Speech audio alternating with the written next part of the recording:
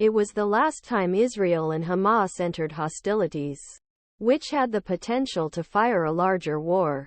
In May 2021, at that time, National Security Advisor Jake Sullivan flew to Cairo and worked with Egyptian officials for ceasefire negotiations. Based on his own experience in November 2012, as deputy of Secretary of State Hillary Clinton, he and his Egyptian counterparts were locked in the ceasefire after a different conflict explosion. In speech Clinton at University of Rice Baker Institute last week, "I found it enlightening where this war, which he refused possibility a ceasefire, is now standing and how different it is from past, those calling for a ceasefire no longer understand Hamas. This would be a great gift for Hamas because as long as there was a ceasefire, they would spend it to rebuild their weapons and create stronger positions to fend off Israel's ultimate attack. Historically, these ceasefires have worked for both Israel and Hamas. Until they don't work, however, old logic of the Israeli-Hamas wars is no longer valid after attacks on Israel on October 7, where 1,400 people and 242 were taken hostage. This fundamentally changed Israel's security thinking. Now he wants to completely eliminate Hamas.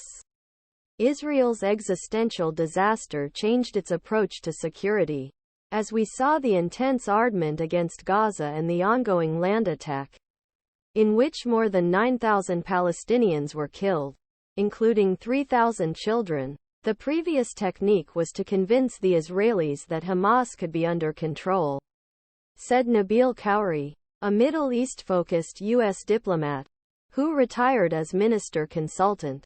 Israelis are far beyond that.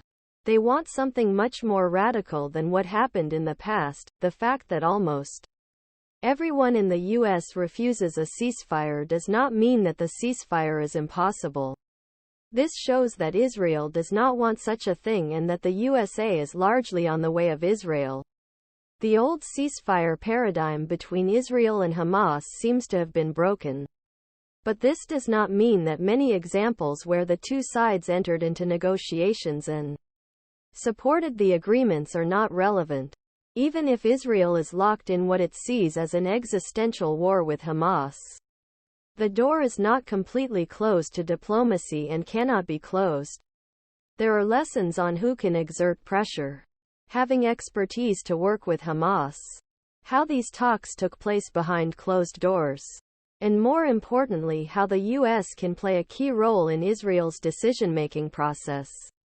With Israeli Prime Minister Binyamin Netanyahu insisting that Israel will continue its military operations in Gaza with full force on Friday, the ceasefire appears to be realized only by the U.S. initiative. Biden hinted at this, a humanitarian pause when interrupted by a protester at an event in Minnesota on Wednesday. He discussed his need and release of hostages. The next day Foreign Minister Antony Blinken went to Middle East as number of dead among Palestinians Inc.